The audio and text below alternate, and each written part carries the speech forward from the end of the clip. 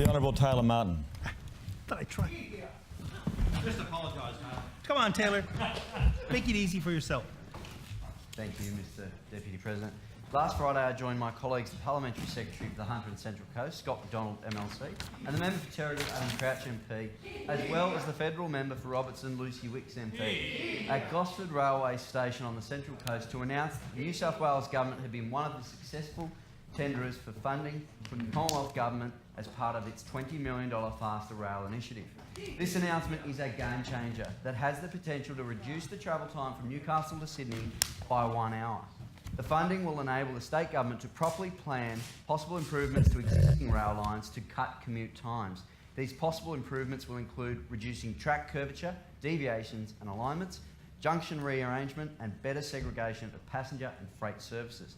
More than 34,000 people from the Central Coast and 21,000 people from the Lower Hunter commute out of their region each and every day for employment, and it's so important to have long-term plans to improve the quality of life for people in commuter regions such as ours. I have done this commute day in, day out, and I know the effect this has on a family's life. I have to highlight the work of the local federal member on the Central Coast, Lucy Wicks, for the work that she did to secure this funding for New South Wales, for the Central Coast and for the Hunter. She realised the massive potential that this initiative has to improve travel times on the Central Coast and Newcastle line, and worked behind the scenes to see it delivered, having consulted widely using the working title Project 60, with an aim to make it from Gosford to the Sydney CBD in under 60 minutes. In announcing this scheme, Lucy Wicks said that the fact that the Sydney to Newcastle corridor was one of the regions chosen as part of the highly competitive tender process speaks volumes for the future of this region. Rod Deaver, the President of the Gosford Erina Chamber of Commerce, said it gives more confidence to businesses when they are considering employment opportunities for people from the coast, and more confidence in businesses to come and set up their business on the Central Coast. Neil Petherbridge, the Hunter Chair of the Property Council of Australia, described the productivity increases as enormous. He said that those from Newcastle would jump at the chance to work locally but still be able to duck into the head office in Sydney from time to time.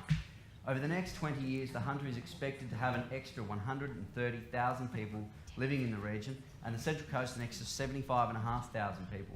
This also means an extra 61,500 jobs in the Hunter and 24,500 jobs on the Central Coast will be needed. A faster rail service will unlock housing supply and job growth in these regions as people and businesses relocate. With this business case, for the first time there will be a realistic plan to decrease travel times on the Central Coast and Newcastle line. No serious plan for faster rail between Sydney, the Central Coast and Newcastle has been costed and delivered before. Not even the former federal Labor government who put forward the $114 billion high-speed rail line.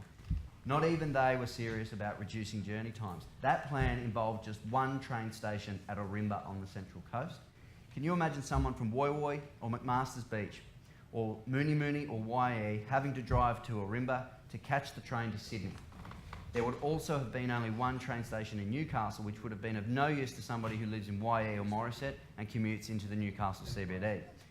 The former far-fetched high-speed rail line proposal would have not resulted in any improvements for freight trains, which is just as important if there are to be additional job opportunities alongside the population growth. The New South Wales Government has a strong record when it comes to improving public transport for people in the Hunter and on the Central Coast. We were the ones that rolled out the Opal card. That means that commuters no longer have to line up at ticket booths every Monday morning for 5 minutes to buy their weekly ticket, hoping that you arrived early enough to still get on your normal train. We have also purchased 512 new intercity train carriages, which will begin rolling out on the Central Coast and Newcastle line from next year. These carriages are going to have 2x2 seats, be wheelchair accessible, and for the first time have USB ports in every seat to enable phone charging. We have removed the rail line that divided Newcastle, the waterfront, from the CBD and its beautiful harbour. And we are building the Newcastle light rail line in Hunter Street. As well as public transport improvements, the government is also investing in NorthConnex, which is so important to local tradies who make the trip into Sydney and use their utes to get in and out of the city and the northwest parts each and every day. This faster rail initiative really is a great announcement for the Hunter and the Central Coast, and I look forward to the business case which we can expect to be delivered within the next 12 to 18 months.